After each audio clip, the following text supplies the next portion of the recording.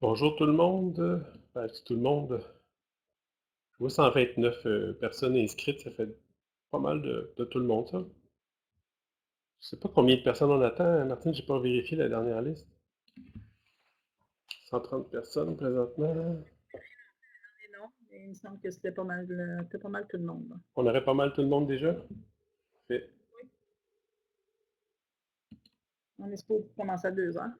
Ouais. Puis c'est ça, c'est que l'atelier d'avant, il a pas mal fini à 2 heures moins 30 secondes. On va se débrouiller avec ça. Mhm. C'est pas très grave. Attends un petit peu encore parce que je viens d'avoir je pense que c'est plus 150 qu'on avait. Fait que peut-être attendre un petit 30 secondes. Bien sûr, il n'y a pas de problème. Bon, il y en a qui me disent que ça va bien aller. Puis dans l'atelier d'avant, il me semble que j'ai entendu quelqu'un dire le contraire. Oui, hein?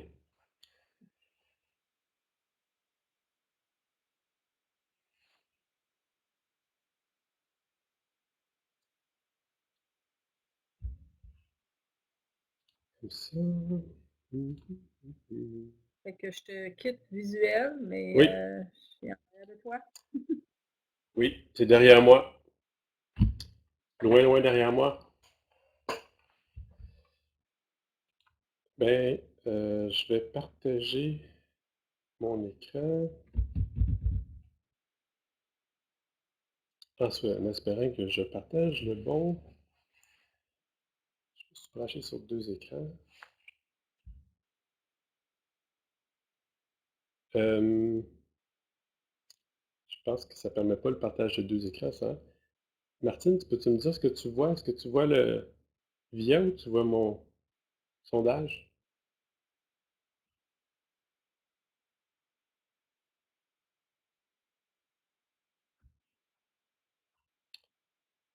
Ah, c'est certain de ce que je partage.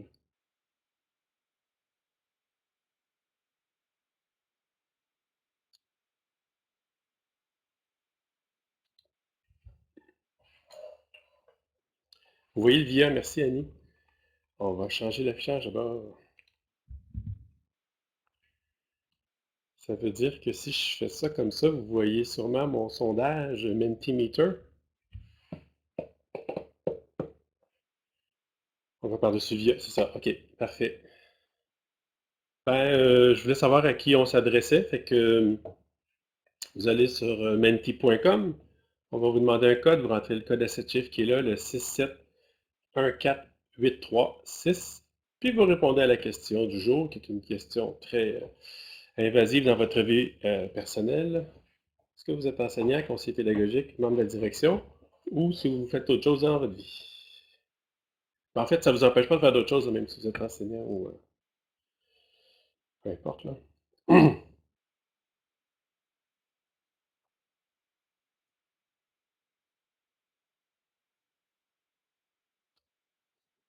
pense qu'il y a une tendance qui se passe déjà après 23 votes. On est déjà dans une tendance lourde. OK. Euh, juste, ah non, ça change rien.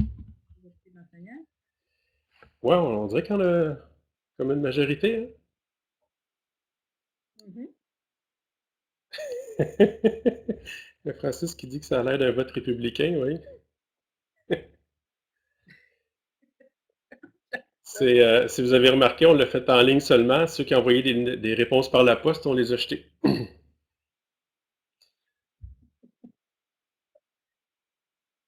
Bon, OK. Quand même C'est bon. une grande majorité d'enseignants.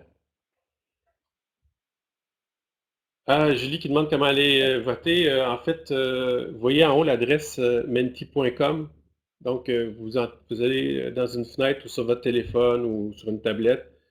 Vous allez sur menti.com. On va vous demander un code. Vous rentrez le 67 14 83 6. Vous avez Valérie qui vous a mis un lien dans le clavardage pour vous sauver du temps si vous le cherchez toujours. Merci Valérie. Jérôme qui demande s'il y a juste une slide. Non, je vais avoir un autre slide après, mais je vais commencer par savoir avec qui je faisais affaire. Mais il y a une deuxième question qui va suivre. Donc, on est vraiment... Ah, Valérie vous a copié le code. Merci Valérie dans le clavardage aussi. OK. Fait qu'on a vraiment beaucoup d'enseignants. On est content de vous avoir parmi nous dans cet atelier sur les communautés d'apprentissage. Je vais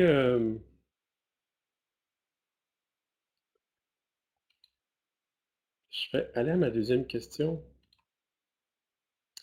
qui était, oups, qui était dans quel programme vous œuvrez? Je voulais juste avoir une idée quel programme. C'est un peu vaste service, fait que vous voyez que on a plusieurs programmes quand même. Ouh! Transport par camion, vous avez l'air d'être une majorité présentement. On a des gens en comptabilité, en foresterie, en coiffeur, en électricité, électromécanique, service de restauration. OK, quand même pas mal de choses diversifiées. J'ai passé infographie, j'ai passé dessin de bâtiment, élagage, bénisterie, régulation de vol. Il y a quelques programmes, quand on les lit, on a comme une idée dans quel centre vous travaillez. OK. Je vais arrêter mon partage. Vous pouvez continuer de voter quand même. C'est juste que je voulais avoir une idée des gens avec qui j'avais affaire, en fait. Euh, donc, ce qu'on va faire ensemble pour la prochaine heure et quart, un petit peu moins parce on est déjà 2h05, mais on fera comme les autres, puis on débordera par la suite. Euh, L'idée de cet atelier-là, donc, c'est d'avoir une communauté de pratique, d'avoir des échanges sur comment vous débrouillez présentement. C'est sûr qu'il y a comme une petite question en dessous qui est comme comment vous vous débrouillez dans le contexte de la pandémie. Euh, En fait, je vais vous inviter à ouvrir aussi un document collaboratif. Je vais afficher l'adresse à l'écran à quelques secondes.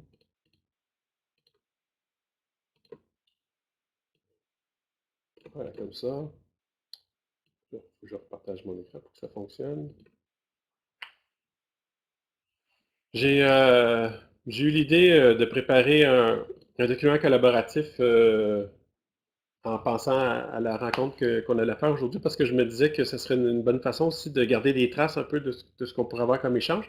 Puis aussi, ben, compte tenu que je savais qu'on serait très nombreux, on est déjà 153 personnes de connectées ensemble, je me suis dit, ben, ça pourrait aussi vous permettre de vous exprimer à la fois à l'écrit et vous ne vous gênez pas non plus pour vous exprimer avec votre caméra, votre micro. Donc, en ouvrant le document collaboratif, vous allez voir, j'ai une première question. Parce que dans notre approche, on s'était dit qu'on allait parler entre autres des stratégies que vous utilisiez.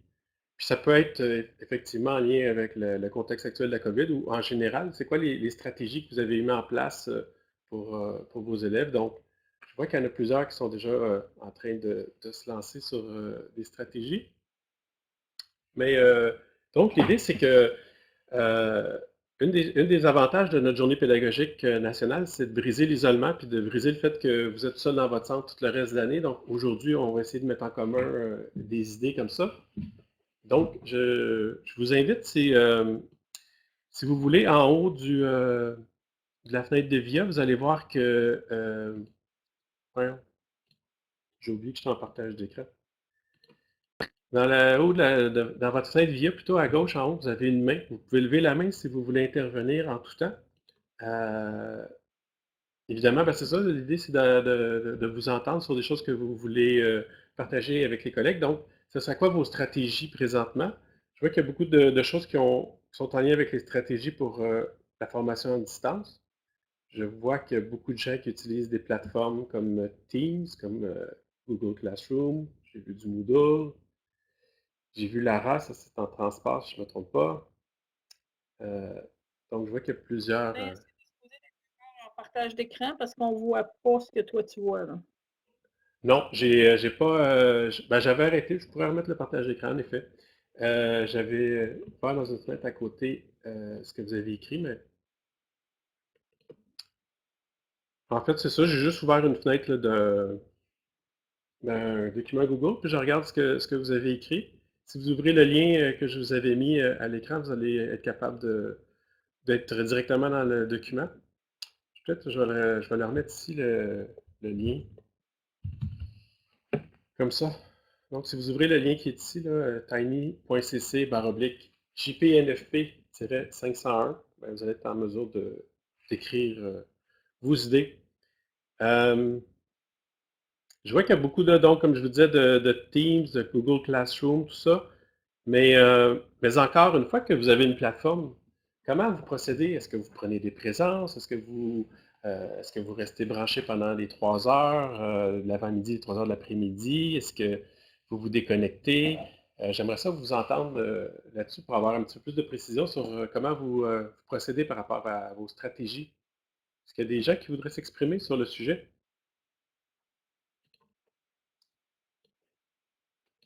Je ne vois pas de main levée pour le moment. Ah, vous n'avez pas de main, vous autres? Là, Je viens de voir ça. non, ils n'ont pas de main. Ça, moi, je vois plus le clavardage, là. Puis, est-ce que vous avez le micro quand même, là? Je vois plusieurs noms. Si vous voulez juste me dire dans le clavardage. Marie-Ève a dit que vous n'avez pas de caméra, vous n'avez pas non plus de micro. Bon, ça va bien aller. Je pensais que vous aviez le micro pour pouvoir. Il y a un mot à genre. En fait, je pense qu'on peut autoriser tout le monde à activer son micro, hein? Non, je vois pas l'option. On était supposé de pouvoir vous accorder. Ben, écoutez, on va se débrouiller autrement, c'est pas plus grave. Je vais juste ça. Donc, pas de caméra, pas de micro. Le clavardage seulement. Je vais envoyer un message à Jean. Ouais, j'ai vu qu'il connecte avec nous. Ben, en fait, je vais me permettre d'intervenir à cause du nombre de participants qui est très élevé. On a été obligé de mettre le mode webinaire. En mode webinaire, les participants n'ont pas la main ni le micro et caméra. Ah bon, ok. Merci Jean-Christophe. Ben écoutez, les gens, je veux juste je vais surtout vous dire qu'est-ce qu'il y en a, c'est que lors de la pratique, on avait accès au micro-caméra, donc j'étais convaincu que je pourrais vous écouter parler. Là, ce que je viens d'apprendre, c'est que je vais parler tout seul. C'est pas grave. Vous allez voir, j'ai une belle petite voix pour vous endormir. Je me suis pratiqué, j'ai été prof. Mais naturellement, les questions peuvent aller dans le clavardage, puis moi, je peux te donner. Oui, vous allez voir, de toute façon, je suis habitué de parler tout seul, j'ai une bonne pratique, j'ai été prof à l'université assez longtemps. Donc, OK. Il y en a qui disent qu'ils faisaient des vidéos de 15 minutes pour mettre sur une chaîne YouTube, des documents sur le Drive, des jeux de révision. Parfait. Valérie demande si on peut faire des sous-groupes. Ça n'a pas été prévu. Puis j'avoue que si j'avais su les conditions, peut-être qu'on aurait pensé autrement. Mais vraiment, encore une fois, ça là-dessus, je suis désolé. On a pratiqué puis on s'est préparé la semaine dernière. On nous a tout montré comment vous donner accès au micro et aux caméras, mais apparemment, vous ne les avez pas. Donc,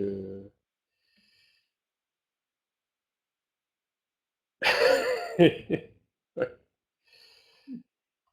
Je comprends pas pour Pierre qui dit qu'il n'est pas capable d'écrire sur le Google Doc, parce que normalement, ça devrait fonctionner. Euh, là-dessus, j'avoue que je suis un peu surpris. Je vais remettre le lien. Peut-être, faudra voir c'est qui écrivait ça, donc ça bouge. Pierre Gauthier disait qu'il n'avait pas capable d'écrire sur le Google Doc. Peut-être vous assurer que vous l'ouvrez dans un navigateur. tiny.cc/jpnfp-501.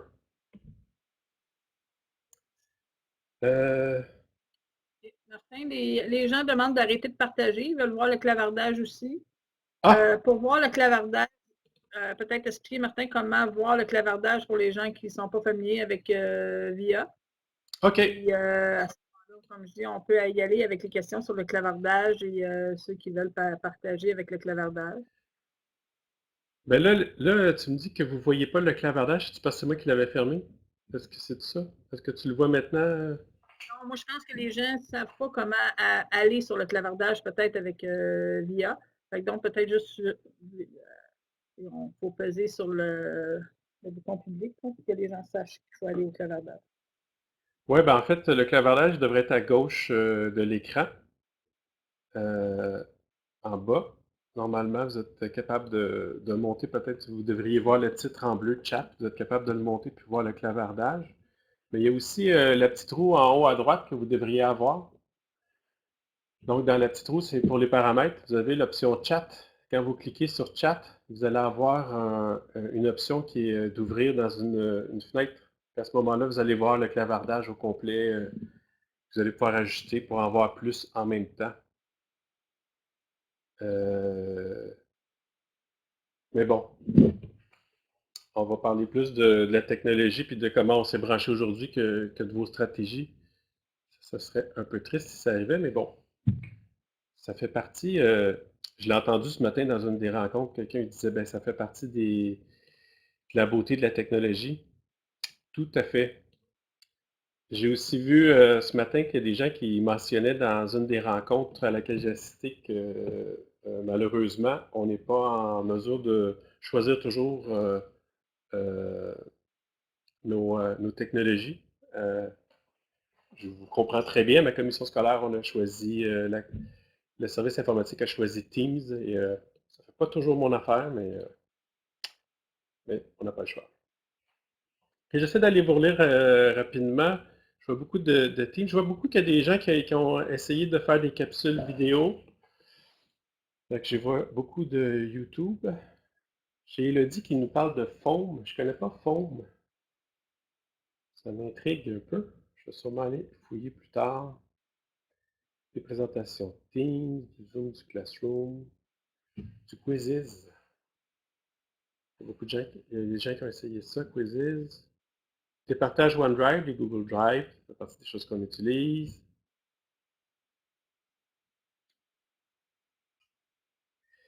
Pour les gens qui voudraient copier le HTTP dans le clavardage, en fait, vous ne pouvez pas le faire avec. Je pense que quand vous le faites avec les touches, que ça ne fonctionne pas, mais ça fonctionne avec la souris. Là, je viens de copier dans le lien, pour ceux qui voudraient, là, le lien vers notre document. Il y a Martine qui nous demande comment vont les sanctions. Effectivement, on a présentement une situation un peu particulière parce que on donne nos cours à distance, mais il faut faire des examens de sanctions, évidemment. Puis les évaluations de sanctions, ben, on est obligé de les faire en présence. J'ai Nathalie qui me demande c'est quoi mes coups de cœur. En fait, parmi les coups de cœur que j'aime bien, puis là, pour une raison que j'ignore, je ne réussis pas à l'activer aujourd'hui, mais un de mes coups de cœur, c'est de brancher sur mon laptop une caméra externe. Puis brancher, mais je ne réussis pas à l'activer. Puis brancher, mais je ne réussis pas à l'activer. Il semble qu'il y a quelque chose qui fait que je ne puisse pas l'activer. Mais entre autres, ben, c'est ça, le fait d'utiliser une caméra externe, des fois, ça nous permet de montrer des choses. Vous avez beaucoup de cours où il y a du travail à faire, par exemple, sur des logiciels ou sur du matériel. Ben, le fait d'avoir une caméra externe que vous êtes capable de placer, ça vous permet de faire une démonstration plus simple que quand vous essayez de manipuler quelque chose devant la caméra de l'écran. Sinon, pour les coups de cœur, vous avez vu, j'ai utilisé Mentimeter. Je vous dirais que pour la formation à distance, c'est quelque chose que je vais utiliser sur une base fréquente, d'avoir des outils pour aller chercher l'interaction. Particulièrement dans des situations comme aujourd'hui où là, vous n'avez pas vraiment les options pour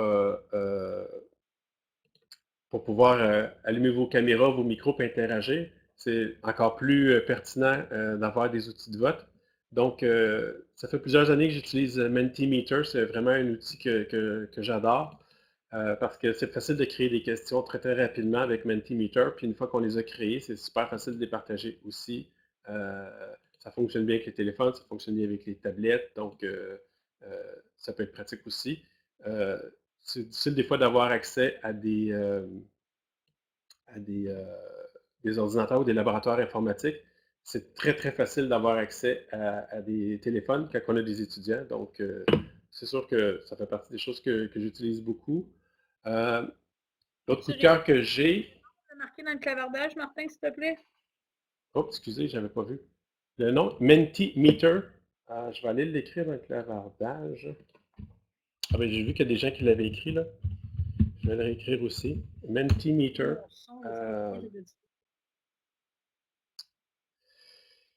Mais parce qu'on est à distance, cher. Je vais aller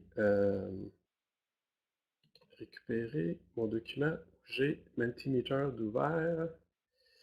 Oui, je l'ai ouvert ici, je pense. Oui, voilà. Je vais partager mon écran et vous montrer un peu l'envers du décor. Non, c'était pas ça, c'est l'autre bouton.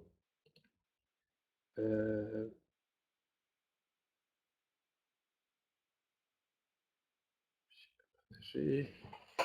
Non. Là, j'ai de la fou, je me souviens plus comment je fais le partage d'écran, ça va bien ici. Ah oui. Partage d'écran. Partager mon écran. Alors, ici, vous voyez, j'ai ouvert la fenêtre de Mentimeter. Ce qui est fun avec Mentimeter, c'est que je peux créer une question rapidement. Donc, aimez-vous les visioconférences? Je crée la question comme ça devant vous, rapidement. En fait, j'ai donné le titre à mon activité. J'ai différents types d'interactions que je peux choisir. Je vais aller avec un choix de réponse. Donc, je vais créer ma question qui va apparaître à l'écran. Aimez-vous les visioconférences? Comme ça. Puis là, je peux écrire mes choix de réponse. Oui, beaucoup. Oui, un peu. Puis, pas du tout. Et là, j'ai donc créé ma question. La question est terminée. Je peux déjà la présenter. Puis là, vous avez vu que la question est déjà en ligne. Si vous voulez aller voter, vous avez directement l'adresse en haut, menti.com. Puis vous avez le code 92 49 423. Donc, ça vous permet de créer une question rapidement, puis de créer de l'interaction avec vos élèves. On a vu ce matin, dans une des présentations, entre autres avec M. Charland, à quel point c'est important de rester en relation avec nos élèves. On a vu aussi comment c'était important de créer de l'interaction. Hein. M. Boudreau aussi nous a parlé de l'importance de la rétroaction puis de l'interaction pour aider les apprentissages. Donc, le fait de pouvoir créer une question rapidement, ça peut être super intéressant. En plus de Mentimeter, ben, il y a des options. Par exemple, je pourrais décider de cacher les résultats. Fait que là, on voit dans l'écran en bas, je vois qu'il y a 17 personnes qui ont voté, mais les résultats n'apparaissent pas tout de suite. Fait que des fois, je veux pouvoir cacher les résultats. C'est des résultats que je peux aller rechercher plus tard aussi. Mais ça permet une interaction très rapide, puis on voit tout de suite qu'est-ce qu'il y en est. Voilà pour celle-là. Je vois une question de Josiane qui demande, pour l'aspect pratique, jusqu'où on va. Je ne suis pas certaine de bien comprendre la question, Josiane. Est-ce que tu pourrais juste préciser, c'était quoi ton... Qu'est-ce que tu voudrais que je te dise plus précisément? Jusqu'où on va par rapport à qu'est-ce qu'on peut enseigner à distance pour les ateliers, j'imagine? C'est tout ça? Je ne suis pas certain. Ah, je viens de voir aussi qu'il y avait Annick qui avait écrit évaluation fin de la sanction. Vous avez déjà chez vous une structure en ligne. C'est ça, les évaluations sont en salle. Oui, en général, ben pas en général, le ministère euh, vraiment insiste pour que les évaluations se fassent sur place pour le moment. Ben, je dis pour le moment parce qu'il n'y a aucune, à ma connaissance, aucune discussion pour changer ça. Je connais un centre où il y a une exception, mais ils ont une autorisation du ministère. En général, on n'est pas autorisé à donner évaluations à distance, fait qu'effectivement, c'est plus en salle que ça se passe. Josiane Ducharme, je vois toujours pas de précision sur ta question par rapport à l'aspect pratique de l'AFP, puis je ne sais pas trop comment prendre ta question en fait. C'est pour ça que j'aimerais ça si tu peux me préciser un peu. Là, je te tutoie, pourquoi? Parce que c'est plus facile pour moi de te tutoyer, mais je peux te vous voyez si tu préfères. Mais pour l'aspect pratique de l'AFP, je vais aller avec ce que je comprends de la question. En fait, si on veut enseigner un aspect pratique en formation professionnelle, une des difficultés qu'on a, c'est que les gens n'ont pas accès nécessairement aux outils à distance. Donc, c'est sûr que ça fait partie des raisons pour lesquelles rapidement, au printemps dernier, on a réouvert les ateliers en trouvant des mesures de distanciation. Mais il y a des choses qui sont très, très difficiles à enseigner à distance. Martine, tu voulais intervenir? Je veux juste avertir les gens, je crois que Martin, tu peux réactiver leur micro maintenant. Vérifie si tu peux activer les micros et les mains levées, tout ça. Je pense que les gens ont accès maintenant. Je pense ça. Ok, je vais essayer d'aller voir, mais je sais pas, moi de mon côté, je vois rien là-dessus. Tu vois quelque chose, toi, Martine? Jean-Christophe me dit que c'est supposé de fonctionner. Je ne sais pas si tu actualises.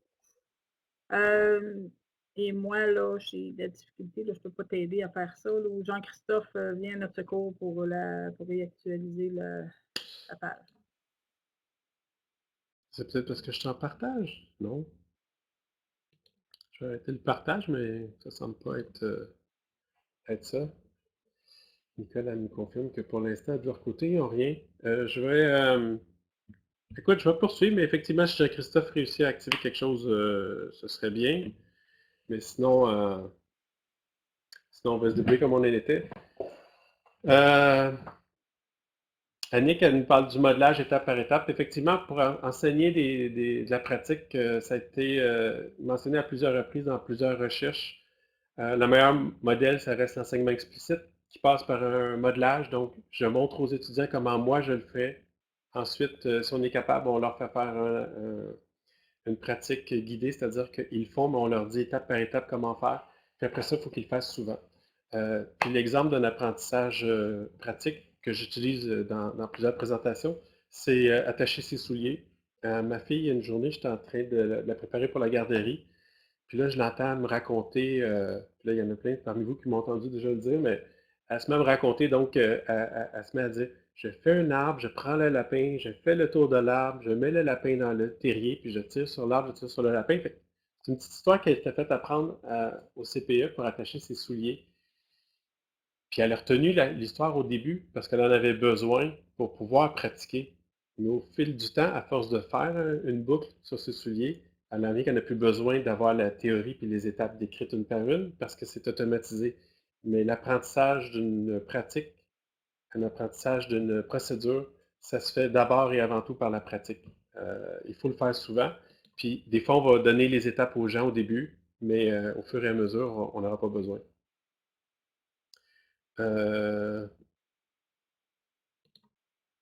C'est ça, ben là, je vois un commentaire de Martin qui, comme les gens n'ont pas le matériel pour faire les choses à la maison. Fait que c'est sûr qu'il y a il y a certaines des compétences que vous enseignez qui ne peuvent pas se faire autrement que de le pratiquer en atelier.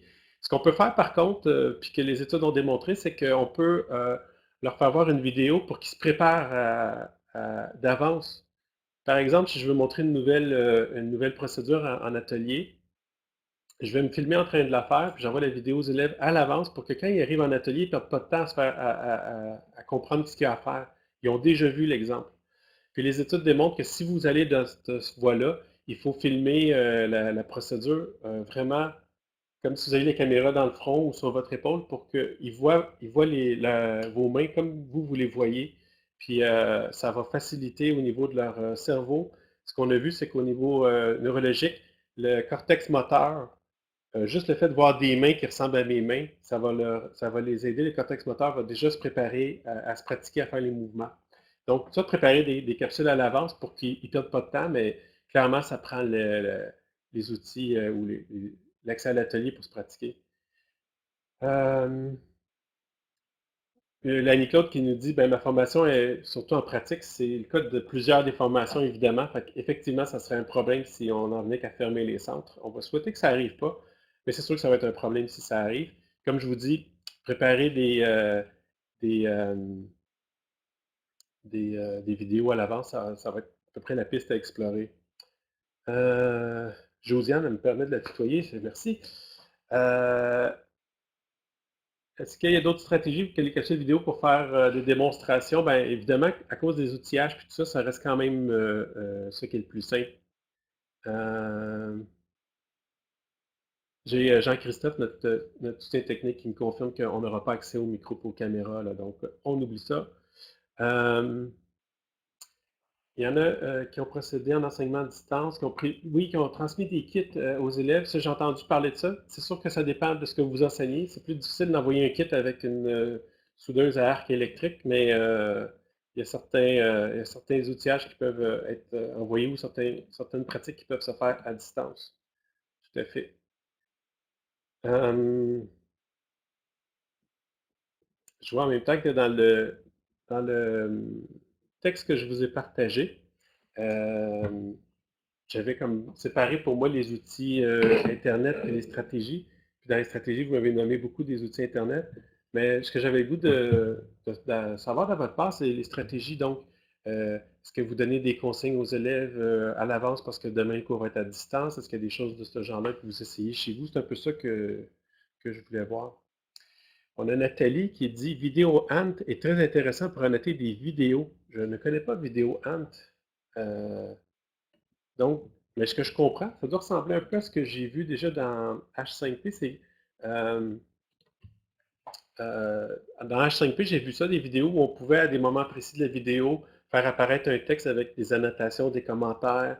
On peut faire une pause, puis donc annoter la vidéo comme telle. J'imagine, Nathalie, que c'est quelque chose qui ressemble à ça, là, ce que tu me parles, Vidéo One, je ne connais pas, là, mais ça doit être ça.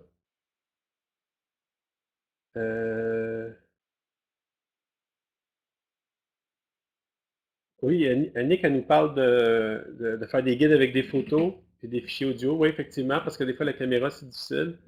Je pense que c'est ça, il y avait le commentaire auquel on répond, c'est que si à part les capsules vidéo, il y a d'autres choses. Oui, effectivement, Annick a raison. Je l'ai déjà enseigné à l'université aussi pour les cours où il y a des procédures à apprendre.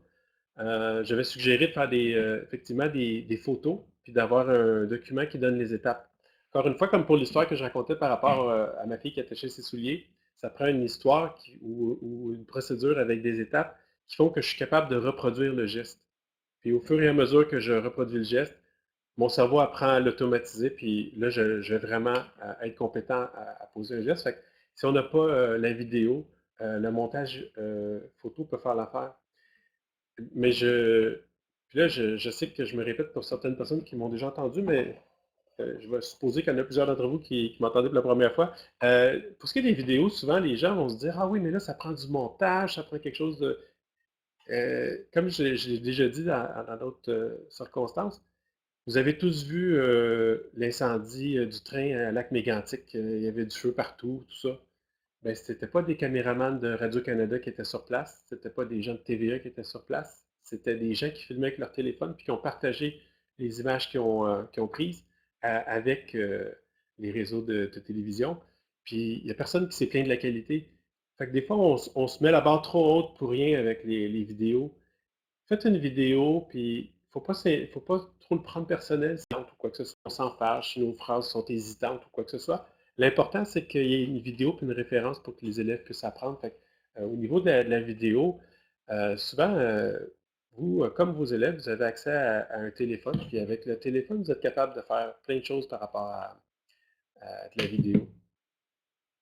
Euh, oui, Wedad qui parle de faire une réunion seule sur Teams. J'ai une collègue qui fait ça, effectivement. Pour ceux d'entre vous qui avaient Teams, ben dans Teams, on peut faire des visioconférences puis les enregistrer. Mais on peut aussi, dans notre équipe, partir une visioconférence, l'enregistrer puis pas connecter les élèves. Puis automatiquement, ça devient accessible par les outils de Microsoft. C'est une très bonne façon, effectivement, aussi là, de pouvoir faire une démo. Puis en plus, dans Teams, vous êtes capable aussi de partager l'écran. Si vous voulez enregistrer ce que vous faites à l'écran, vous enregistrez une visioconférence Teams, puis vous faites le partage d'écran, ça va fonctionner. Aussi, j'ai une collègue qui fait ça beaucoup. Annick a dit, quand tu enseignes à distance par ton province, oui, la connexion Internet, ça, j'avoue que c'est un problème.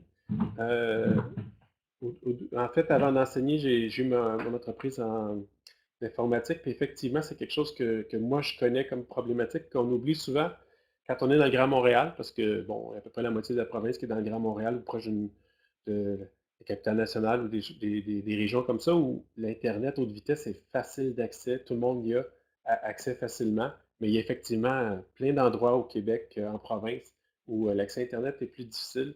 Fait qu'effectivement, là, ça devient un défi. Mais je vous dirais que pour la majorité des gens, si vous faites des vidéos et que vous les déposez sur YouTube, YouTube gère assez bien le fait qu'il y a une connexion à une basse vitesse. Fait que, généralement, je vous dirais que vos élèves ils finissent par avoir accès à leurs vidéos si vous les déposez sur YouTube. Mais c'est vrai que ça reste un défi. Les ados qui sont un jour sur deux en direct, ça prend de la bande passante, oui. Ben, c'est sûr que si vous voulez avoir quelque chose de live avec vos élèves, c'est plus difficile, effectivement, si la bande passante n'est pas au rendez-vous.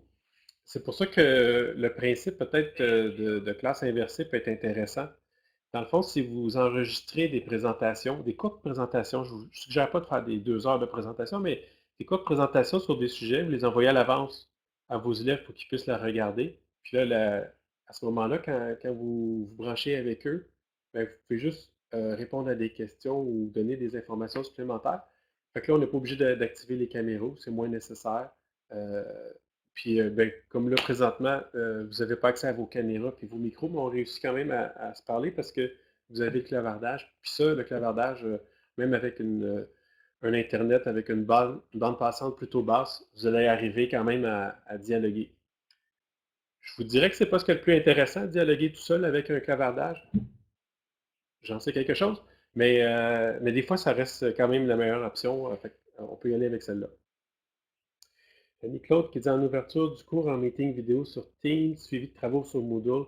Oui, dans le centre où je travaille, c'est vrai qu'il y a moins d'apprentissage procéduraux, mais dans tout ce qui est théorique, en tout cas, j'ai une enseignante qui fait ça. Elle va se connecter avec ses élèves. La prise de contact, on en a parlé ce matin dans une des présentations, la prise de contact avec nos élèves.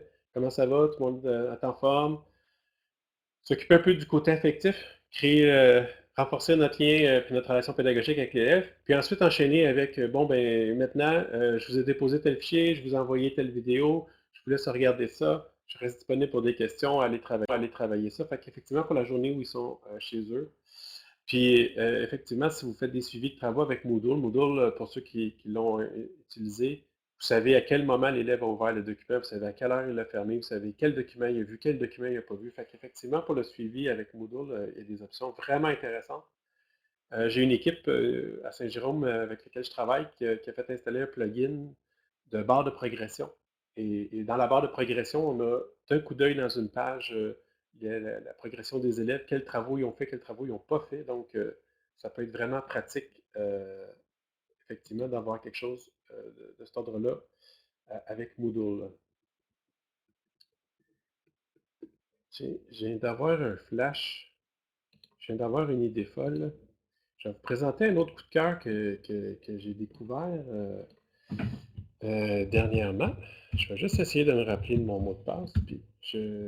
En fait, il s'agit de Flipgrid, un outil que j'ai découvert pendant les confinements. Euh, c'est ici que j'ai créé ça. Flipgrid, en fait, c'est un service Internet qui offre en plus des outils gratuits pour les enseignants, puis dans lequel vous créez une espèce de discussion, euh, une discussion que les élèves peuvent participer. Je vais en créer une tout de suite. On va s'amuser. Comme ça. Comme ça.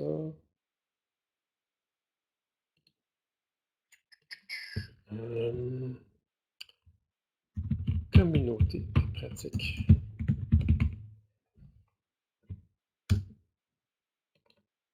Comme ça.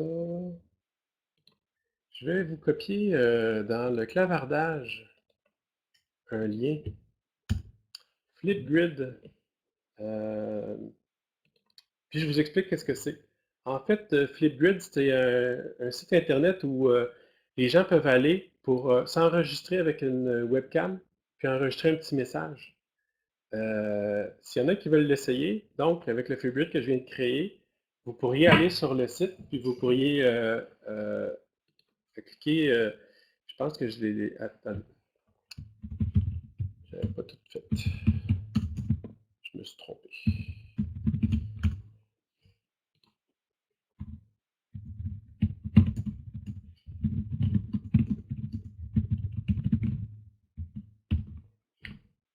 Il fallait que je crée un sujet. Je n'ai pas envoyé le bon lien. Ça s'appelle improviser, fait que ça va avec. Je viens de vous renvoyer un deuxième lien de Flipgrid qui va vous permettre d'aller dans une discussion puis d'enregistrer un message, une question, un commentaire. Fait que vous allez arriver sur la page de Flipgrid. Je vais vous partager l'écran rapidement pour vous montrer de quoi ça a l'air. Donc, quand vous arrivez sur la page, vous avez un gros bouton rouge qui est enregistrer une réponse. Puis là, j'ai pas pris la peine de m'assurer que c'était en français, fait que c'est en anglais.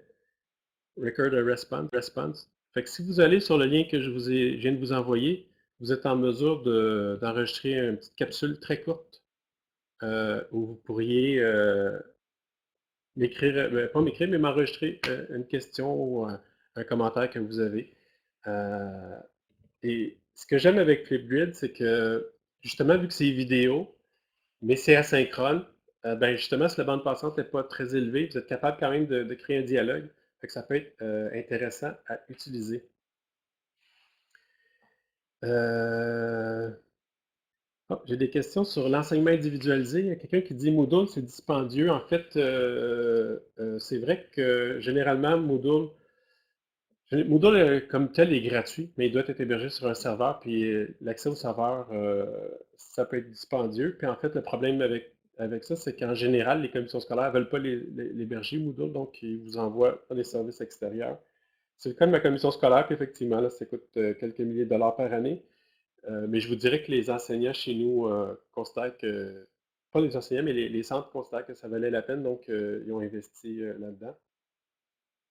En individualisé, ben justement, Flipgrid, ça fait partie des choses que je trouve intéressantes en individualisé parce que les élèves peuvent poser des questions, puis vous pouvez leur répondre par Flipgrid, puis comme c'est en vidéo, des fois c'est très rapide. Sinon, pour l'individualiser, c'est sûr que je trouve que les plateformes comme Moodle, mais on a aussi TickFP qui est encore disponible et qui permet aussi de créer des plateformes de cours. Ça vous permet de préparer des activités asynchrones, puis que les élèves aient des rétroactions rapides et donc qu'ils puissent être assez autonomes dans plusieurs des apprentissages. Évidemment, c'est plus pour les apprentissages théoriques que c'est possible. Pour le pratique, ça devient très complexe, évidemment, mais les enseignements procéduraux pratiques sont complexes de toute façon, même avec des groupes. Robert dit j'ai 24 élèves, 24 matières différentes en temps réel. Oui, ben en fait, c'est le milieu où je travaille présentement. C'est pas mal comme ça que ça se passe aussi. Chez nous, ce qu'on a choisi de faire, c'est d'utiliser des clavardages. Dans le cas qui nous occupe présentement, on utilise le clavardage de Teams, mais jusqu'à récemment, on utilisait un clavardage qu'on avait créé dans un document Google. Donc, il y a plein de façons. Mais ce qui était le fun, c'est que les élèves posaient des questions et les autres élèves pouvaient aussi poser des questions. Mais ce qu'on a trouvé de vraiment formidable, c'est qu'il y a des élèves qui voyaient des questions pour lesquels ils savaient la réponse et il y a des élèves qui répondent à des élèves. Il y a deux avantages à ça. Le premier, c'est que ça vous fait une personne de moins dont la question a besoin d'être gérée. La deuxième, ça vous permet de valider que le deuxième élève, celui qui répond, a vraiment bien compris, puis qui a vraiment bien acquis puis sa réponse, ça fait du sens. Vous pouvez aussi intervenir, évidemment, si la réponse, ça ne fait pas de sens. Mais l'élève qui explique on sait pour plusieurs processus cognitifs, on sait qu'au niveau neurologique, ça me demande une compréhension plus élevée d'être capable d'expliquer. Donc, le fait que des élèves s'expliquent entre eux, c'est vraiment un gain qu'on peut avoir. Fait que d'avoir des clavardages de ce type-là, ça peut être vraiment intéressant. Sinon, dans les choses qu'on a utilisées chez nous, beaucoup, c'est les Google Drive, les OneDrive pour avoir des élèves qui puissent travailler sur des choses, puis nous envoyer des photos, puis qu'on puisse les commenter rapidement. On a créé des partages Google Drive l'an dernier, OneDrive cette année depuis on est passé à Teams. On a expliqué aux élèves comment prendre des photos avec des logiciels comme CamScanner ou GeniusScan ou d'autres logiciels du genre. On peut prendre des photos de documents puis ça devient des PDF automatiquement. On peut prendre des photos de quelque chose qu'on a fait, une production. Puis on a développé l'habitude avec les enseignants d'utiliser des logiciels pour annoter. Je pense entre autres à PDF Exchange Viewer qui nous permet d'annoter un PDF. Donc, chez nous, il y a beaucoup de cours théoriques où c'est l'approche qu'on va prendre. Les élèves vont faire un travail, ils vont produire un document, prendre en photo leur document qu'ils ont fait avec un crayon puis un papier, puis le prof peut l'annoter directement. Et donc, PDF Exchange Viewer, puis les partages Google Drive ou OneDrive nous permettent de faire ça. J'entends un micro. Martine, tu voulais-tu... Oui, c'est moi. En fait, tu viens de me donner une idée que j'ai aimée, là. Quand tu dis que vous avez formé les élèves, en Oui, fait, je trouve que c'est une belle initiative de dire on forme nos élèves à justement, peut-être même moi, je prends souvent, j'ai un élève qui va dire, Madame Gaudreau, est-ce que je peux vous filmer pendant que vous faites votre démonstration? Ben, pourquoi pas justement de dire chaque élève, à chaque fois qu'on fait une démonstration, une après l'autre, nous filme, puis on prend ce film-là, puis on le met sur pour former une banque de données et tout ça. Je pense puis avec une bonne formation, une bonne formation avec une formation, puis naturellement pas nous filmer n'importe comment. Je pense que ce serait une belle initiative, ça.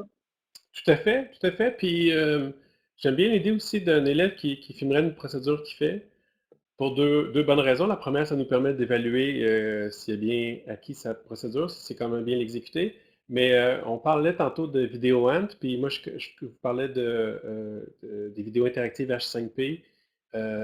Il y a plein de petits outils de ce genre-là qui nous permettraient de reprendre la vidéo de l'élève, de commenter les bons coups, mais de commenter aussi les corrections qu'on proposerait. Fait vous vous dites, ah ben oui, l'élève, il fait la procédure, mais il fait des erreurs. Ben oui, mais des fois, d'avoir des contre-exemples, puis qu'on explique pourquoi on ferait autrement, ça aide beaucoup les élèves à être capables de développer leur jugement professionnel, puis apprendre à reconnaître quand ils font des erreurs aussi.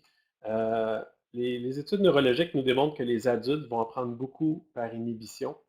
Les jeunes apprennent en se faisant dire ça, c'est bien ce que tu fais. Les adultes, un cerveau adulte qui est mature, à partir de 25 ans, mais déjà là, à partir de 20 ans, c'est vrai, 20-25 ans, le cerveau d'un expert va plutôt être capable de détecter rapidement qu'il fait une erreur. C'est ça qui fait un expert dans une procédure ou dans une compétence. C'est celui qui est capable de se rendre compte pendant qu'il est en train de faire une action, qui est capable de se rendre compte qu'il fait une erreur, puis qui est capable de la corriger tout de suite. Et chez les adultes, c'est ça qu'il faut développer le plus au niveau neurologique. Fait il ne faut pas tant leur montrer des bons exemples. C'est important d'avoir des bons exemples, c'est sûr, mais ce qui va faire qu'ils vont passer du mode débutant au mode expert, c'est quand ils vont être capables de détecter les erreurs aussi. C'est là qu'on peut se servir des fois, là, c'est sûr qu'il y a la façon de le faire, là, mais quand on sort des erreurs puis qu'on est capable de les détecter, de les expliquer, de les corriger, c'est là qu'on va les aider à devenir plus experts dans leurs compétences. Donc, euh, il y a des appuis là, scientifiques à cette démarche-là. Une bonne Euh, moyenne de une banque de données en même temps. oui, effectivement, C'est une belle donnée. ben oui, on est plusieurs à filmer, c'est nécessairement, ça donne accès rapidement à plein de choses. Je voyais aussi là, dans le clavardage, avec Teams, on est individualisé, on a des réunions de groupe, on appelle les élèves en conversation privée. Ben, en fait, c'est quelque chose que j'ai vu se faire effectivement dans certains groupes. Si vous utilisez Teams, ben, vous avez tout le monde qui est dans la même salle. Tout le monde peut échanger, tout le monde peut parler. Mais effectivement, à partir du moment où vous voulez parler à un élève en particulier, vous avez son nom dans la liste à gauche, bien, vous cliquez sur son nom pour lancer une réunion avec cet élève-là. Puis vous allez tomber dans sa réunion, dans cette conversation-là en privé. Ça va vous sortir temporairement de la classe. Ça va vous donner une conversation privée avec l'élève. Puis quand vous avez terminé, vous fermez votre fenêtre, vous retournez dans la conversation de classe, vous allez avoir le bouton pour rejoindre la conversation à nouveau. Fait qu'on peut alterner les deux. Ce qu'on a trouvé de formidable, nous, quand on a fait des tests, parce que cette année, on a décidé dans notre centre à quelques reprises de se pratiquer à vivre des confinements. Ce qu'on a trouvé le fun quand on l'a fait, c'est qu'on s'est rendu compte que quand on quittait pour aller dans la conversation privée, puis qu'on revenait dans la conversation classe, les élèves étaient en train de s'expliquer entre eux différents concepts. Donc, c'est vraiment utile. Puis comme on le disait tantôt, des élèves qui s'expliquent, ils sont obligés de mieux comprendre. Puis ça permet de consolider les apprentissages. Puis ça permet aussi d'avoir l'avantage que l'élève explique avec ses mots. Des fois, ça peut être plus facile d'accès quand il utilise un vocabulaire de quelqu'un qui n'est pas expert comme nous, on l'est, évidemment. Voilà. Je vais juste aller regarder ça. J'avais préparé une autre question. Oui, c'est ça. Ce matin, Christian me demande c'est quoi la fonctionnalité dont je parle dans Teams. Ben, en fait, Christiane, dans Teams, puis pour ceux qui ont Teams, vous pouvez créer une équipe avec vos élèves. Puis dans l'équipe, vous allez dans le fil général, dans les publications. Vous voulez que je le présente? Je ne sais pas si je suis capable d'ouvrir Teams rapidement. Je l'avais fermé pour ne pas me faire interrompre parce que mon Teams est très actif. Mais puisque vous me le demandez, je vais aller voir si je peux l'ouvrir. Mais en fait, ouais. Je vais aller l'ouvrir, ça va être un peu difficile, mais je vais essayer. Je vais aller dans une équipe et je vais partager l'écran. Je vais juste aller dans l'équipe avant, si vous permettez. Parce qu'il y a des choses que je ne suis pas certain que je peux présenter. Là, je suis dans quelque chose que je peux présenter. Excusez. Donc, je vais aller dans mon VIA. J'ai perdu ma fenêtre VIA, ça va pas bien. Ah, ici. Bon. On va y arriver. Partager mon écran. Je crois que vous voyez ma fenêtre Teams. Vous voyez dans Teams, si je lance une réunion, puis que je vais joindre, puis là, j'espère que je ne vais pas foutre le bordel avec ma caméra et mon micro.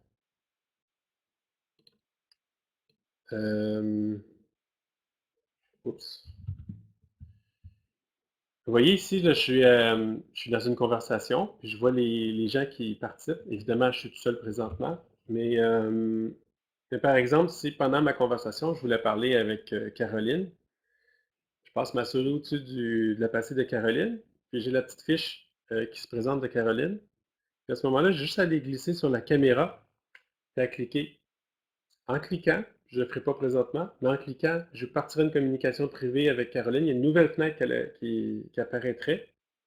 Puis dans la fenêtre qui est en arrière, qui est la fenêtre de classe, j'aurai un écran noir avec la liste des participants, puis un bouton qui serait, au lieu de quitter, qui serait rejoindre à nouveau la classe.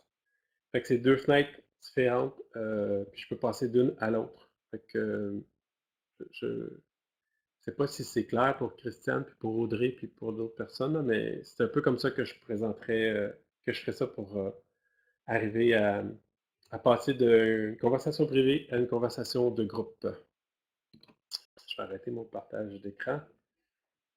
Si c'était pas clair, vous me le direz, puis écoutez, on essaiera de trouver une façon de se reparler plus tard pour voir comment ça fonctionne. Bon, en tout cas, là, j'ai au moins des gens qui m'ont dit, qui ont compris. Tant mieux, tant mieux. Je suis un peu déçu parce que si j'avais su que j'étais pour parler tout seul, j'aurais préparé du matériel un peu différemment, mais bon, c'est pas grave, on va faire avec. Puis, je ne vais pas m'étendre là-dessus. Je vais juste aller, j'avais aussi préparé une autre question dans Mentimeter. Je vais juste aller la rechercher. Parce que c'est ça. Je vais aller fermer la question. Aimez-vous les visioconférences? Parce que j'ai vu que vous aimiez ça plus ou moins. C'est sûr que la visioconférence, ça nous ajoute un stress supplémentaire, ça nous ajoute des choses plus complexes à faire, c'est sûr.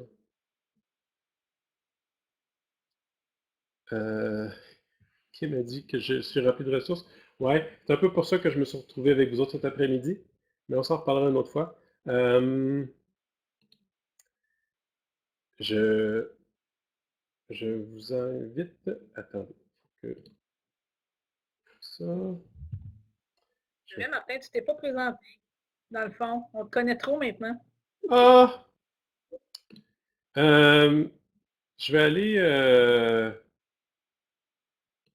Écoutez, à 3h15, on prendra le temps de jaser de qui je suis, puis on me présenterai. Mais pour tout de suite, je vais vous amener à une autre question de Mentimeter. Ce matin, dans la présentation de M. Charland, on a présenté une diapo. Je ne sais pas si vous la voyez bien, parce qu'évidemment, mon partage d'écran, ce n'est pas l'idéal. Il nous a présenté une diapo que j'ai décidé de vous ramener, qui disait les 3 conditions essentielles pour l'apprentissage en ligne. Donc, il parlait du bien-être de l'apprenant, il parlait de l'engagement, puis des 4 C, donc le contenu, la collaboration, la saine compétition et la création. Puis il parlait de la rétroaction. Ma question est simple. Je voulais voir avec vous, parmi les conditions, vous allez dans menti.com, comme tout à l'heure, pour entrer le code 79 82 89 3, puis vous me dites lequel, selon vous, est plus un défi. On a déjà des gens qui commencent à répondre. Rétroaction. Mais je vous laisse aller. Puis pendant ce temps-là, Marie-France qui écrit comment on fait des équipes de travail, des sous-groupes dans un groupe déjà construit. Il y a 2 façons de le faire, Marie-France, dans Teams. Effectivement, la possibilité de créer des canaux privés. C'est un peu plus complexe, mais ça se fait. Sinon, c'est de passer par les clavardages. Je vous réponds brièvement. Je pourrais vous revenir avec des procédures plus complexes, mais je pourrais aussi vous suggérer fortement, pour avoir assisté encore ce matin à une présentation des récits, vous rappeler qu'on a des gens au récit en formation professionnelle qui peuvent vous donner des formations. Ce matin, on avait M. Munier qui était avec nous, qui donnait des formations, puis qui rappelait aux gens que le récit, ben, en fait, c'est gratuit. C'est un service que le ministère offre aux enseignants puis au centre. N'hésitez pas à faire affaire avec eux pour des formations sur Teams si vous voulez être plus en détail.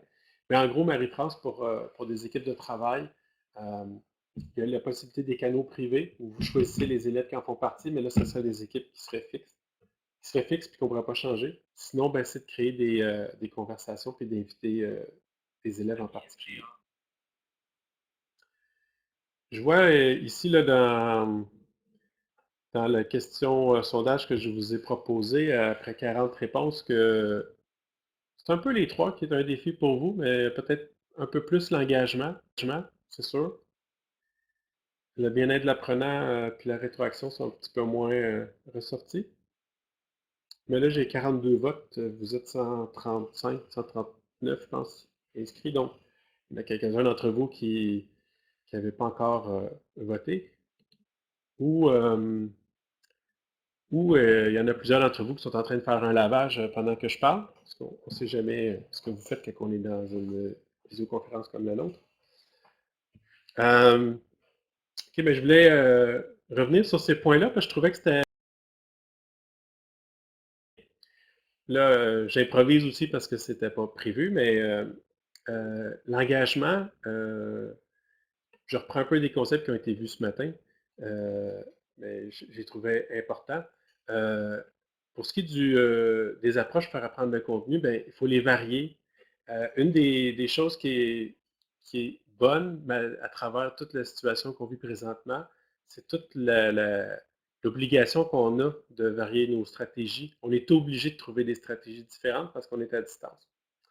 Ça aurait été le fun de varier nos stratégies sans avoir une maladie puis un confinement, mais n'empêche que de varier nos approches. Fait qu'une journée, une présentation d'un type, une présentation d'un autre type une autre fois. On sait que la variation des approches vont aider beaucoup à engager les élèves, ils vont beaucoup avoir d'influence sur leur motivation.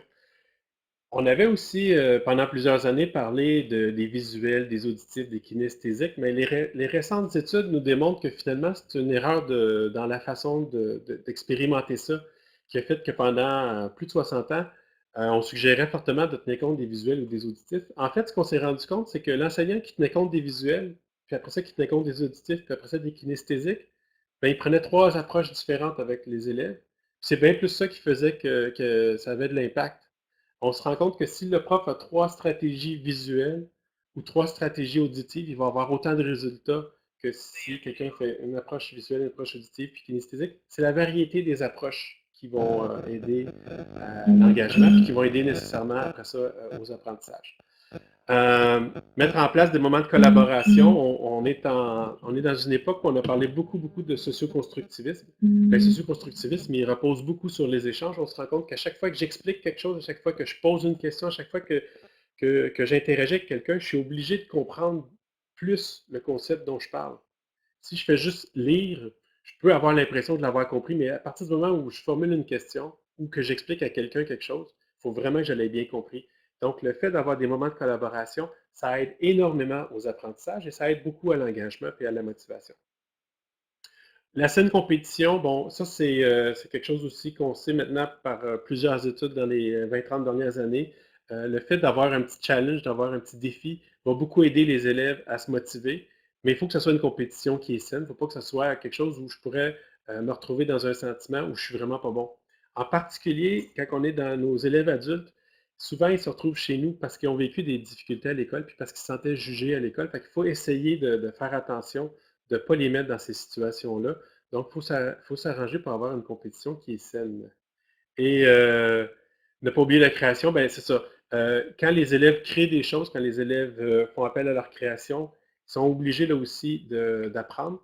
Nécessairement, quand ils créent quelque chose qui fait du sens pour eux. Puis quand on se disait ce matin, c'était l'importance d'avoir du sens pour qu'il y ait des apprentissages, ben, la création sous-tend l'idée qu'il y a du sens dans ce que je fais aussi. Fait que, au niveau de l'engagement, euh, il faut que j'essaie de trouver des façons de les amener à être créatifs. On va éviter d'avoir un même produit à produire dans un atelier. On va essayer de laisser un peu de place à la créativité aux élèves idéalement. Oui, je pense que c'est ça. Je viens de voir il y a une question sur les présentations. C'est ça, par défaut, toutes les présentations étaient enregistrées. Donc, vous devriez avoir accès à la présentation, comme l'a dit Martine.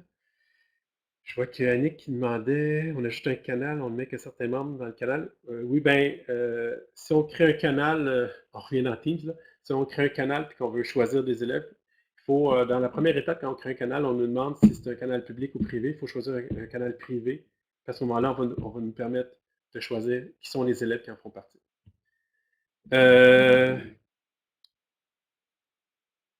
Ben oui, Christiane, tu dis que tu as un peu assisté à la rencontre sur l'engagement. Ben, c'est un peu aussi de la même façon que je vous dis là que c'est important de pouvoir discuter de différents concepts pour mieux les assimiler. Je m'étais dit ce matin en voyant cette diapo-là que ce serait une bonne idée d'en rediscuter. On n'en discute pas tellement, c'est plus moi qui en parle, mais n'empêche que ça devrait quand même vous aider à consolider ce qui a été dit dans cette présentation-là. Je vais quand même parler rapidement du bien-être de l'apprenant et de la rétroaction parce que même s'ils ont un peu moins été choisis dans votre vote, ils sont quand même importants, je pense, pour l'apprentissage.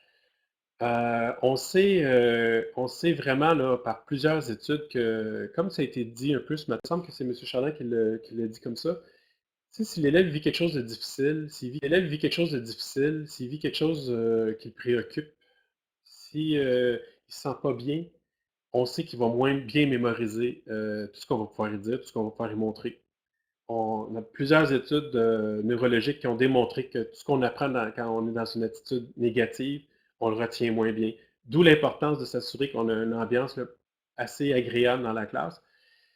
Puis ça prend pas grand-chose pour que quelqu'un se sente rapidement bien accueilli dans un local. Puis je vous donne l'exemple que j'ai utilisé à quelques reprises. J'ai donné des cours à l'université. Je me faisais un point d'honneur. J'avais une collègue qui, elle, dès le premier soir, avec 70 étudiants, connaissait le nom des 70 étudiants par cœur. Puis j'avais demandé, mais comment tu fais? Puis elle m'avait dit, ben, j'apprends ma liste de présence avant le premier cours. Bon, je vous dis pas de pousser comme elle le faisait, mais je vous dirais que je l'ai faite, moi, beaucoup. Et je l'ai faite donc avec des groupes de 55, 60 étudiants à l'université, de me forcer à prendre leur nom pour le premier soir, le deuxième soir. Fait que, habituellement, dans 2, 3 semaines, je pouvais nommer tous les gens par leur prénom. Et c'est fou comment les gens se sentaient tout à coup comme si on avait une relation privilégiée. C'est important de connaître vos élèves, c'est important de connaître leur nom, la base, là. Puis après ça, d'avoir un petit peu de savoir qu'un s'intéresse au hockey, savoir que l'autre veut se partir une entreprise, de savoir qu'il y en a un de connaître un peu vos élèves, puis de créer ce lien-là, ça vient tout de suite le mettre dans une disposition. Il se dit, je suis pas juste un numéro, je suis quelqu'un qui compte pour mon prof. Puis quelqu'un qui a ce sentiment-là qui compte pour vous, il va vous en donner plus. C'est pas lui qui va vous déranger dans la classe. Il vous les mettra jamais dans une situation où vous allez avoir de la misère à faire votre gestion de classe parce que vous avez créé une relation avec. Ah, on voit que Rosanne, elle a eu le cours avec André. C'est d'André Landreville que je parlais, effectivement. Euh, donc, le bien-être de l'apprenant, là, c'est vraiment important. Mais je ne vous parle pas non plus de. Il faut faire attention de ne pas tomber dans une relation d'aide, là. C'est pas ce qu'on souhaite. On veut être dans une relation pédagogique. Donc, je me préoccupe de ce que tu vis, je me préoccupe de ce que tu penses, mais pas au point de commencer à écouter tes problèmes puis à faire de la psychologie. Mais c'est super important donc de s'assurer de prendre contact avec nos élèves, surtout à distance. Donc, c'est pour ça que j'aime bien les formules que les gens proposent où, en début de rencontre, on jase avec tous nos élèves, on prend des nouvelles, on crée le contact, puis après ça, on enchaîne avec nos contenus de cours. Ça, je trouve que c'est vraiment une approche gagnante. Au niveau de la rétroaction, c'est drôle parce que j'ai une amie avec qui je parlais hier parce qu'elle prépare une présentation dans un autre colloque sur la rétroaction. C'est excessivement important la rétroaction. Puis comme je disais, c'est fou comment on le sait quand on enseigne des choses dans la vie de tous les jours, mais on finit par l'oublier quand on est dans l'académique. Puis l'exemple que je donnais, c'est quand vous avez vos enfants à qui vous voulez montrer à faire du vélo, ben, vous les embarquez sur un petit vélo, vous mettez des petits trous à côté pour qu'ils puissent pédaler. Ils commencent à pédaler.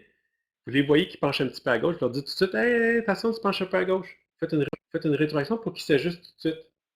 Vous n'attendez pas qu'ils soient rendus de l'autre bord de la rue pour lui dire, hey, je le savais, là, 5 minutes, tu s'en allais de l'autre bord de la rue parce que tu penchais à gauche. Vous réagissez rapidement, puis il est capable de se corriger, puis il est capable de bien faire tout de suite. C'est la même chose pour nos étudiants qui sont en classe. Puis ils ont besoin de savoir rapidement qu'ils font bien. Et l'autre exemple que j'ai en tête pour avoir accompagné des nouveaux enseignants, ça a été mon sujet de maîtrise, les nouveaux enseignants.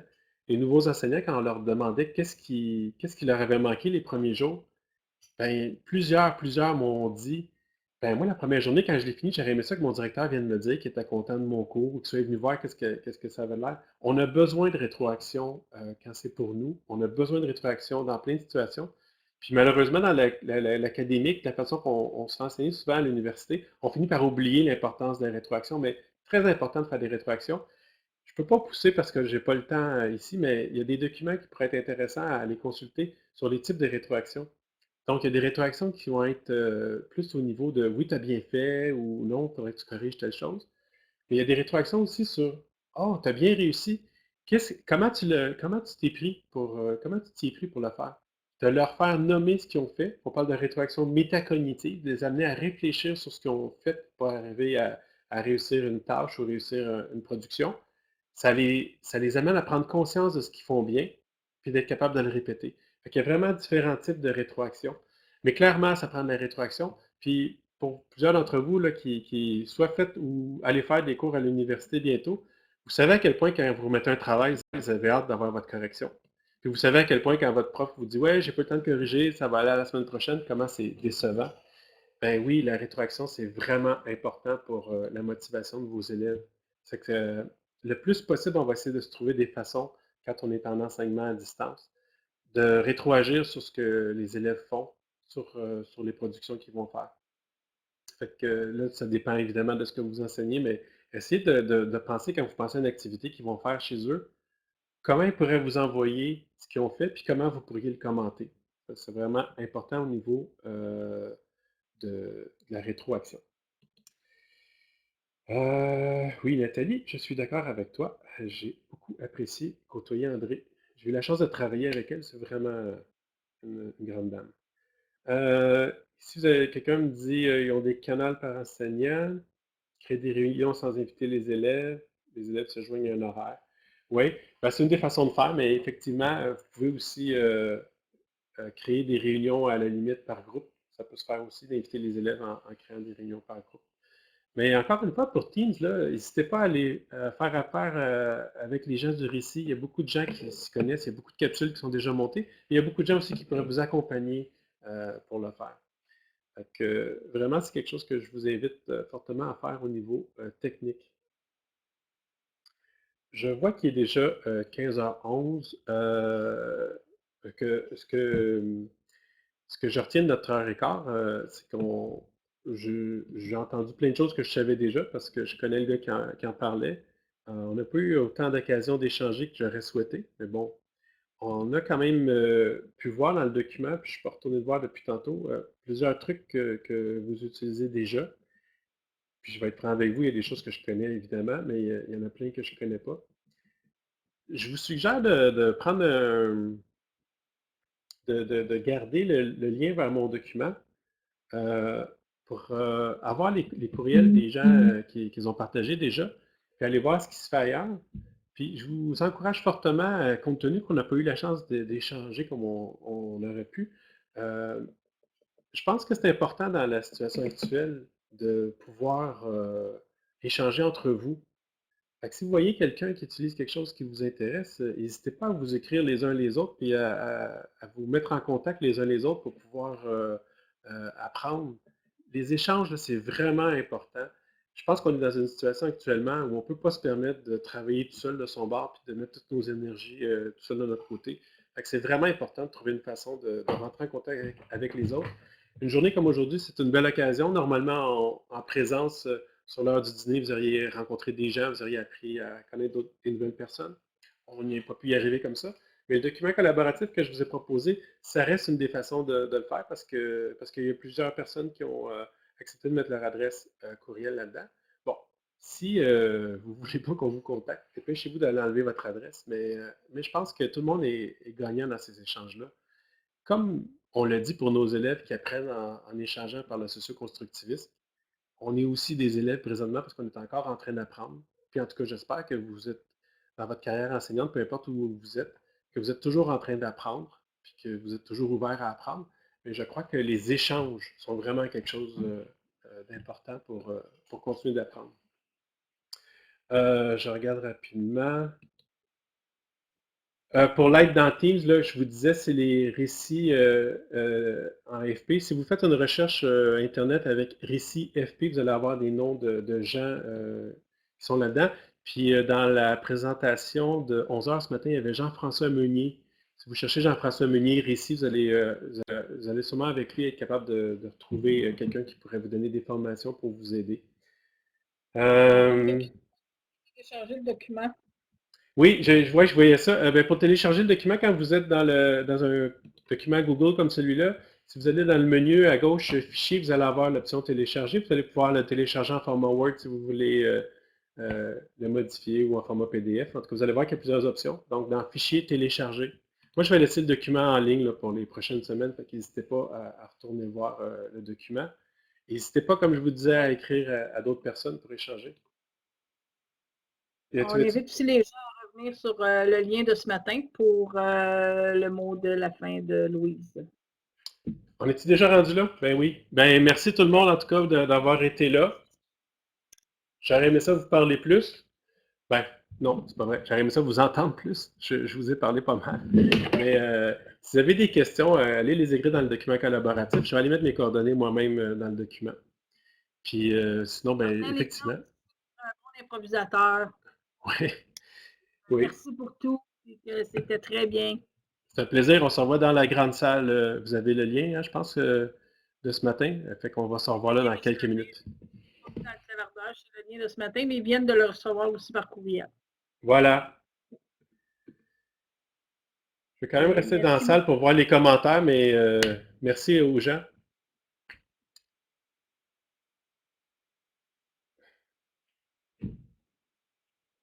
Il y a beaucoup de remerciements et ça me fait vraiment plaisir.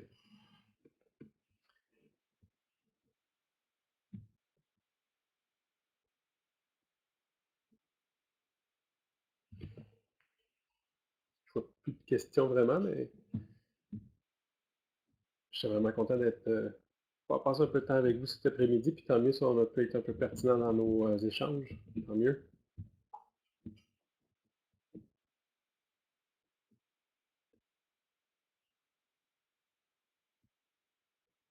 Vous, Madame Gaudreau, toujours avec moi? Oui, je suis toujours là. C'est vraiment 15h15 qu'il fallait changer de salle? Il me semblait qu'il y avait un petit délai entre les deux, hein? C'est vraiment là à 15h15 qu'il faut y aller OK. pour le mot de la. Fait que je te laisse parce qu'il faut que je m'en aille dans l'autre lien. Ouais, vas-y, je vais juste rester parce que je vois qu'il y a encore quelques messages puis quelques personnes qui sont connectées, mais je vous rejoins bientôt. Je vais juste redire que c'est le lien de ce matin. J'ai encore des appels. Le lien de ce matin pour retourner au mot de la fin. Donc, les gens vont rechercher leur courriel pour le message de ce matin. J'ai 10 minutes dans le clavardage. Je vais passer une. Ben, bye Martin, on s'appelle. Parfait.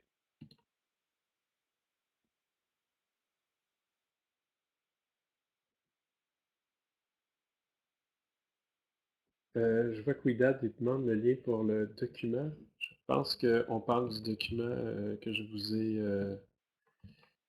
On parle du document actuel. Je vais remettre le lien dans le clavardage. J'ai fait un raccourci d'URL pour que ce soit facile à retenir. Donc, tiny.cc /jpnfp-501. Vous avez le temps de le noter. Ça devrait être. C'est plus court que le long, le long URL avec le document direct. Merci Claude. Tant mieux si ça peut être utile, tellement dans une période un peu spéciale. Il faut qu'on soit le plus utile possible.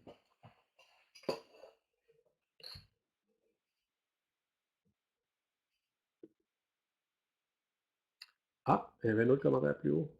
Je vais aller voir ça. Je pense que je peux télécharger le clavardage. Ouais, c'est ça. Je vais aller copier le clavardage dans mon document Word, puis je vais aller relire ça plus tard. Et puis Claude, je ne sais pas si j'ai votre courriel quelque part dans le document, mais jamais, si jamais c'est pas fait, vous pouvez aller l'ajouter, puis comme ça, je pourrais aller voir, pour se réécrire s'il y avait quelque chose à répondre par rapport aux commentaires. Je vais essayer de le retrouver.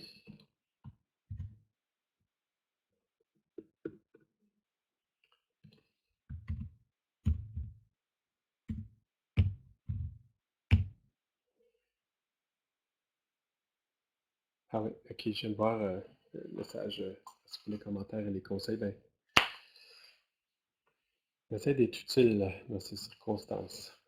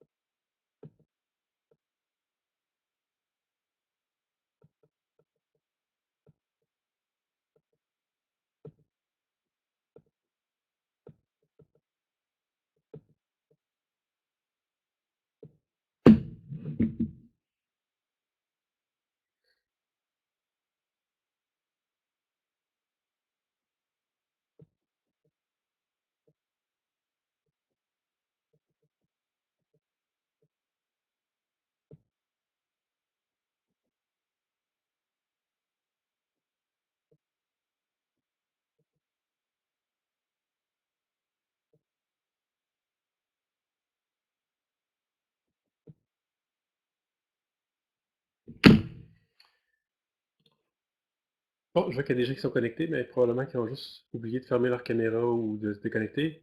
Je vais aller dans l'autre salle. Bonne journée.